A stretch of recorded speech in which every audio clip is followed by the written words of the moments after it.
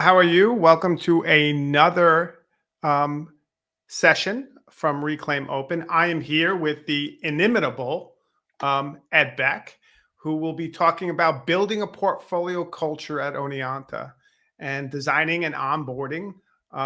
So, Ed, without further ado, I'm going to let you take it away, introduce yourself anymore, and thanks for joining us today. Thanks, Jim. My name's Ed Beck. I am the open and online learning specialist at SUNY Oneonta, and in my spare volunteer time, I'm also the president of WP Campus, the organization for WordPress and higher ed. And I'm going to be talking to you today about what we're doing to try to build WordPress as our ePortfolioing tool at Oneonta, and also just build that culture of building and using ePortfolios at Oneonta. And I'm going to situate this kind of in a timeline of where we are in our kind of domain of one zone and WordPress multi-site growth. Back in 2019, I wrote some grants and got some money, and we started a system-wide domain of one's own initiative that we dubbed SUNY Create. So SUNY Oneonta was kind of, leading the charge in a little bit of ways by putting some organizational effort behind it, but we were always trying from the very beginning to set something up that could be shared between Oneonta and Binghamton and Albany and all these 64 different campuses and schools that were part of SUNY. And we ran that for 2 years as a grant-funded initiative, and we were just really pleased with all those digital literacy skills we were teaching. I loved teaching students about cPanel, how the internet works, all kinds of things. But early on, we learned pretty quickly, not everybody is into that. Not everybody wants that full domain of one's own experience for their students. I still firmly believe that we should not leave website management to computer science majors. I'm a proud humanities major. I'm a history major for my undergrad and my first master's degree. I have taken no computer science classes ever in my degree programs, and I don't think we should, say to people like, well, this is for computer science majors. But still, we wanted another entry point. And so we've been running multi-sites alongside of our domain of one zone for quite a time now. And we started our multi-site in 2020 that we call the Oneonta OpenLab. We are using the Commons in a Box OpenLab platform to help us get started. I know that whole community has a session tomorrow that I really encourage you to go to, because they've helped me out so much in how I set and organize. We've heard from Tom Woodward already today. We've heard from Mary Isbell already today. If I was Tom Woodward, I would probably build it all myself, right? Everything the Open Lab does, I would build from scraps. But I'm not Tom Woodward. So the Open Lab, that Commons in a Box mentality that they say, hey, here's what you need to get started. This is the foundation that I'm able to build on because they've shared their stuff and they've shared their expertise and they've shared their setups so willingly that I'm just really grateful for those communities. So we ran that Open Lab, and it was basically by word of mouth. We've been at, people would hear about, like, hey, I hear that you have some limited web hosting you can do. Oh, yeah, sign up for the Open Lab. It grew to be about 400, 500 sites, and we started to say, hey, right now our big multi-site is still on shared hosting. We better let this grow with us and get this off of the shared hosting and onto a reclaimed cloud. I think Jim really appreciates when I tell this part of the story, because I think he was sweating bullets that multi-sites this big were living on shared hosting. He's like, don't do that. And Taylor's like, don't do that. And everyone else has been like, don't do that. So, but the shared hosting worked for us for 3 years. And we said, okay, now's the time. Let's build it on its own server. Let's build it on modern, scalable, containerized servers. Let's get that on Reclaim Cloud. And then this year, I was able to move it into a managed hosting contract, transferring a lot of those upkeeps, infrastructure, responsibilities elsewhere. And this is the story that I want to tell a little bit, because it was a shift in mentality first, just thinking about the technology of shifting from that domains of one's own to OpenLab. But the technology is not really the key bit of the story. I want to talk about the culture that we're trying to build. And so what really the story I need to tell is about ease of use. It's the ability to customize the dashboards, to curate the plugins. The best thing about WordPress is that you've got 10,000 plugins and you can do anything you want. The worst thing about WordPress is there's 10,000 plugins and you can do anything you want. So the idea that working in that multi-site environment, we could curate a small set of plugins, a small set of themes that we can put into logical templates. Again, that OpenLab software that I'm using, I can have a course template, a portfolio template, a project template, and I can kind of preset those to help people get started. I'm able to use this technology to say, you know what? You are not starting from scratch. You're starting from a good, solid point, and let's go forth boldly together. So that's been my mentality over the years, is like giving this more managed experience, because I really believe if we're going to get to the point that it's a culture at Oneonta, that everyone can do this. And it's not just computer science majors, and it's not just design majors. We have to keep thinking about, what are we simplifying? What choices can we make for the students to start, while still giving them the possibilities and creativity to eventually do everything they've ever wanted to do.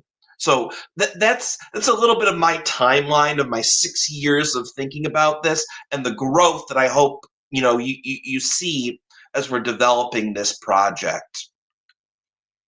In here, SUNY Oneonta has a strategic planning process. We call it the forward momentum. And one of the things that our president wanted us to do was focus on high impact practice. And one of the SUNY wide focuses has been on experiential learning. And we really leaned that into that at SUNY Oneonta. And SUNY Oneonta started to say, okay, if we are putting our students into all these authentic situations, we need to start to build systems that would allow them to share what they've learned in all these internships and course projects and different things. And he said, faculty centered, you're focused on the technology. Could you start to investigate some ePortfolio systems? And we kind of were able to say back to them, start to investigate. Do you know we've been running one for 5 years? What if instead of going out and paying for an expensive commercial ePortfolio solution, we invested right in the open source infrastructure that we're already running? Now, we went out and we kind of did a mock RFP to do this and to bolster our claims. And we looked at some of the commercial entities that do ePortfolios, including ones that are widely adopted across SUNY and CUNY. Many of them, the going rate is $15 per FTE. So at an institution like Oneonta that has 6,000 students, go ahead and multiply $15 by 6,000, and that's what they were telling us. Like, if you are wildly successful, this is where we are heading. This is what the bill will be in 3 to 4 years if you're giving ePortfolios to every student. So we were able to kind of take those vendors. We also did have to look and search for other WordPress vendors and get quotes from them, although we were pretty sure where we wanted to land. And so we were able to go back with them and say, hey, here's our big swing. We want a multi-year budget that includes an investment into the servers we're already running. We need to take those off of Ed Beck's responsibility plate. Let's not make him be the person that needs to answer the call at midnight on Christmas Eve if the server goes down. Let's get some dedicated support professionals. So we paid for that managed hosting contract with this budget. We also said, hey, we might need to make some customizations to WordPress. We might need to work with a qualified and trusted WordPress developer as we are making changes, and let's budget for that too as we go. By the way, we're not going to do this based on just the technology. This is not just about the technology that underpins it. So if we're going to do this, we really want to have a student-to-student help desk that would do peer-to-peer support. So I'm including in our proposal the ability to hire 6 students so that we can start to build that student-to-student help desk.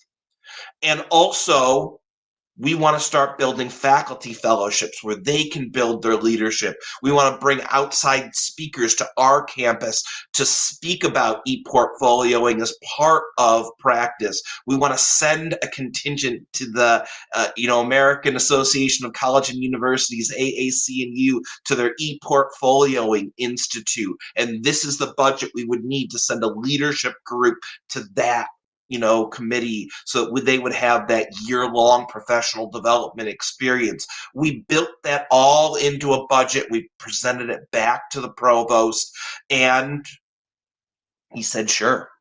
He said sure too quickly. I think we should have asked for more, but he said sure. So, so now we have a little bit of money to play with here, and we can start to implement some of these things that I really wanted to do.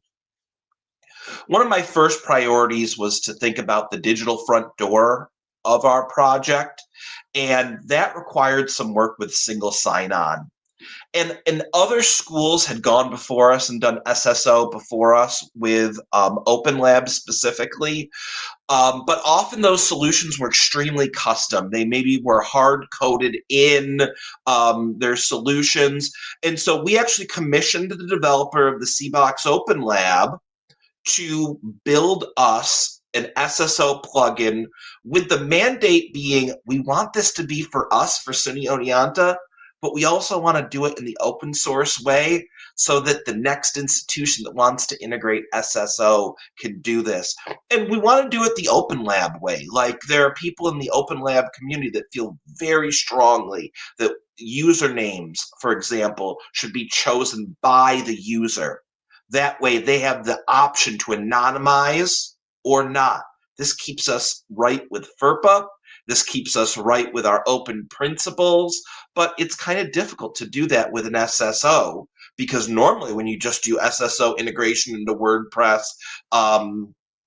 whatever their username in your single sign-on system is, automatically becomes their username in WordPress. So we had to kind of build this a little bit, and it has been working out. I will always remember when I sent the SSO plugin to my colleague to test in the center. We took a screen recording of her doing it, and it took her a minute to sign up. And in the past, we had to have students sign up the traditional WordPress way. They were looking for emails in their inbox to verify their email address. Now, I don't know, finding an email in your spam folder should not be like the hardest thing you do in technology. But I'm telling you, it really took 15 or 20 minutes of class time sometimes to get everybody signed in and going with their new WordPress sites set up and accounts created. And now we can do it in 2 minutes at the beginning of class. It seems like such a small thing, but it was important to us as we started down this pathway. And I'm really happy we're able to do this kind of the open source way. Let's build it for us, but let's share it out so that the next group can adopt this. We also wanted to think about what students are seeing when they're in the dashboard area of WordPress in their subsites. And anyone who's listened to me talk about WordPress for more than 5 minutes know I'm a little bit of a fanboy for two major WordPress multi-site projects, one being Pressbooks and one being the OpenLab. And what I really like about what Pressbooks did, and that's the screenshot that you're seeing over here on the left-hand side, is they kind of turned their dashboard into like 6 calls to action. And I wanted the same feeling on the OpenLab. And this was really possible just this year because the OpenLab developed a new feature called their communication banner. So that's what you're seeing on the right-hand side of your screen that says, "Welcome to the SUNY Oneonta OpenLab." This is an OpenLab feature that now we can drop a banner across the top of the WordPress dashboard. And I kind of leaned into that and said, okay, so what are the things that we want to push them to? In Pressbooks over here, they basically have 6 calls to action. And they said, okay, the biggest 2 are write a chapter and import content. Those are the biggest calls to action. I made my biggest calls to action on a student OpenLab site to be add a post, add a new page.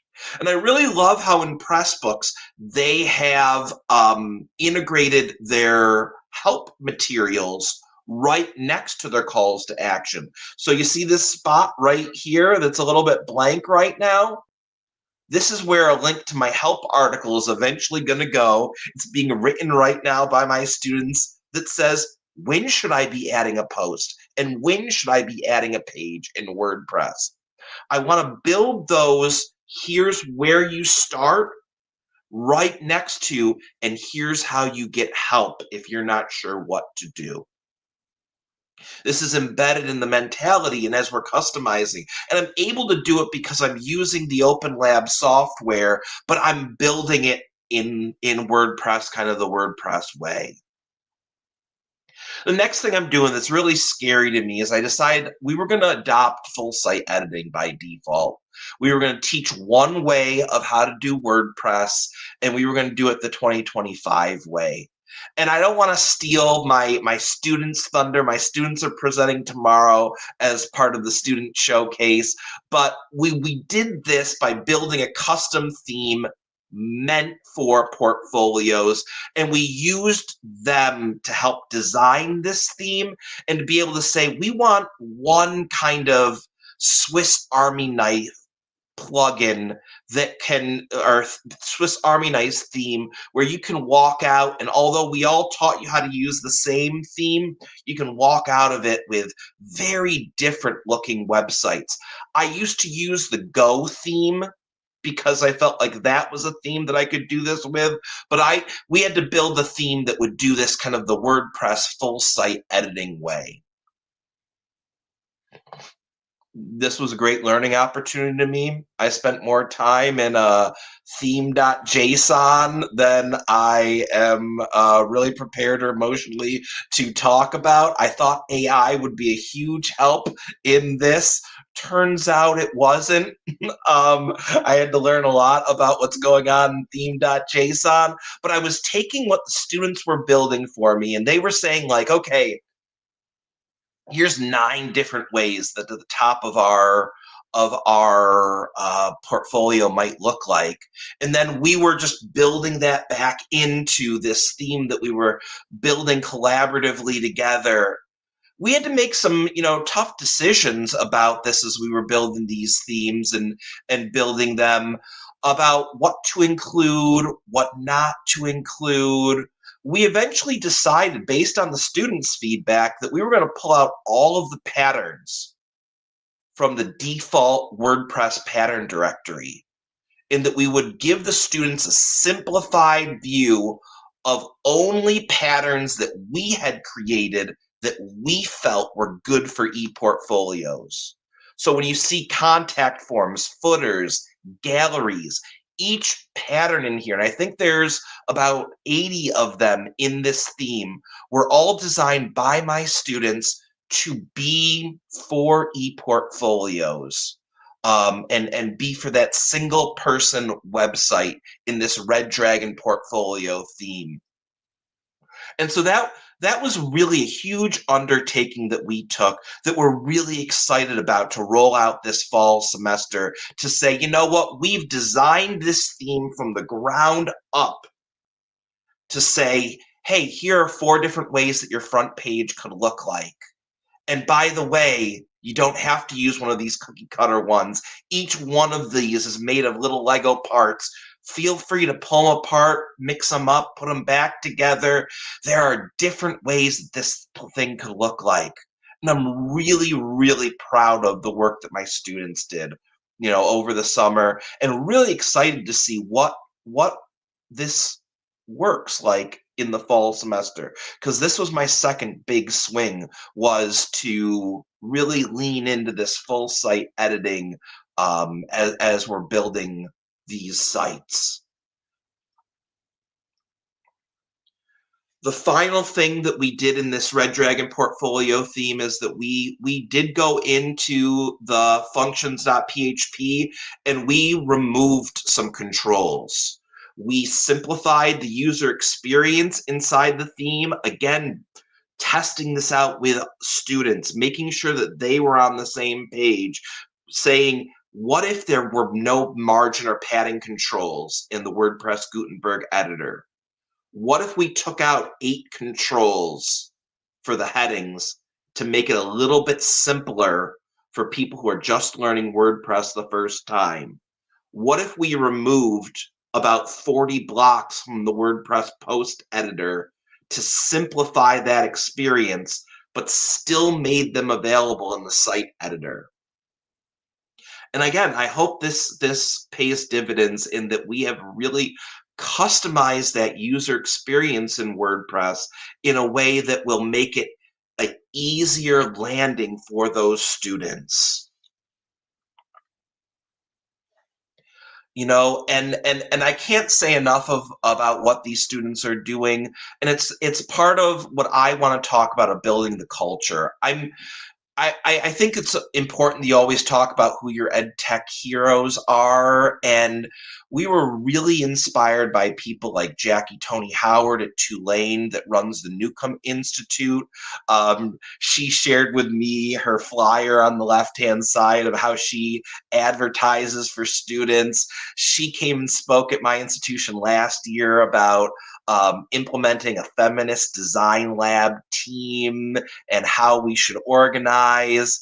My first, I participated in the Reclaim Peer Mentoring program a couple of years ago and was working with Tierney Steelberg, and they were always telling me about the Grinnell Vivero Digital Fellows and how they organized. I've always been jealous of the University of Mary Washington with their Digital Knowledge Center. And so this was part of this, is we want to build the same thing at Oneonta. And so we are building a team environment where we've got major projects that we're doing. We're organizing ourselves on a digital Scrum board. I'm not running the meetings. I'm making the students run each of those meetings. So they're taking turns at being the Scrum master and going through and saying what's on our plate right now. And this is part of, that feminist procedure that Jackie Tony Howard was trying to teach me about decentralizing the staff and letting the students really shine here and organizing themselves and really helping them develop those future leadership qualities of, oh yeah, I've managed multiple projects at once in a team-based environment. And that's how we're going to do this project.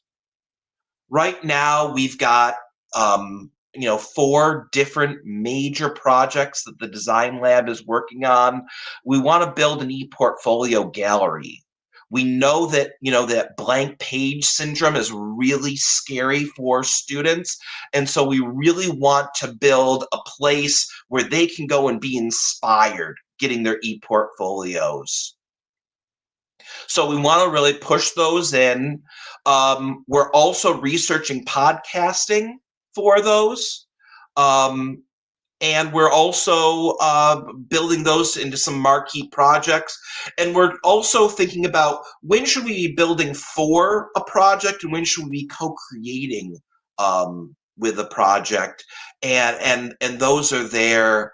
And then we want to get everyone who's part of this into get them some accessibility certifications for all those inclusive design lab members. So those are the main things we're doing. And then we're going to go and after that, really focus on that faculty outreach, which will be like the final part for us.